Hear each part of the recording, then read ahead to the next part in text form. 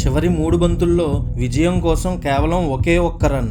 క్రీజ్లో ఆ tournament hero lance క్లూజ్నర్. కానీ కొన్ని సెకండ్లలో ఊహించని విపత్తు జరిగింది. 150 ఏళ్ల చరిత్రలో the greatest and most dramatic ODI మ్యాచ్గా నిలిచిన 1999 వరల్డ్ కప్ సెమీఫైనల్ కథ ఏంటో ఇప్పుడు చూద్దాం.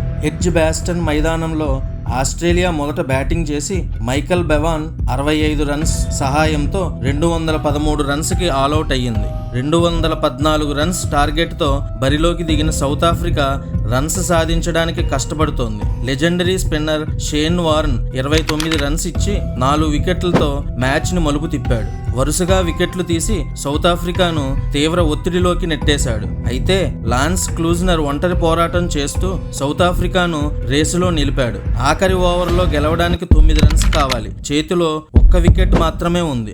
ఆఖరి ఓవర్ వేయడానికి డామియన్ ఫ్లెమింగ్ వచ్చాడు. ఫస్ట్ 2 బాల్స్కే క్లూజ్నర్ మైండ్ బ్లోయింగ్ 4లు కొట్టి స్కోర్ను సమన్ చేశాడు. సౌత్ ఆఫ్రికా డగ్అవుట్ ఫైనల్లో ఆశలతో సంబరాలు మొదలుపెట్టింది. 4వ బంతికి క్లూజ్నర్ మిడ్ ఆఫ్ వైపు షాట్ కొట్టి పరిగెత్తాడు. కానీ నాన్ స్ట్రైకర్ ఎండ్లో ఉన్న అలెన్ డొనాల్డ్ ఒత్తిడిలో బంతిని చూస్తూ అలాగే నిలబడిపోయాడు. క్లూజ్నర్ డొనాల్డ్ను దాటుకుని వెళ్ళిపోయినా డొనాల్డ్ బ్యాట్ వదిలేసి ఆలస్యంగా పరిగెత్తాడు. మార్క్వా విసిరిన త్రోను గిల్క్రిస్ట్ అందుకుని రన్అట్ చేశాడు. మ్యాచ్ టై అయినా సూపర్ 6 స్టేజ్లో మంచి రన్ రేట్ ఉండటం వలన ఆస్ట్రేలియా ఫైనల్ కి వెళ్లి వరల్డ్ కప్ గెలుచుకుంది. ఈ ఒక్క రన్అట్ సౌత్ ఆఫ్రికాకి చోకర్స్ అనే మరకను మిగిల్చింది. ఈ మ్యాచ్ మీలో ఎంతమందికి గుర్తుంది? కామెంట్ చేయండి. మరిన్ని థ్రిల్లింగ్ క్రికెట్ కథల కోసం లైక్ చేసి మన ఛానల్ని ఫాలో అవ్వండి.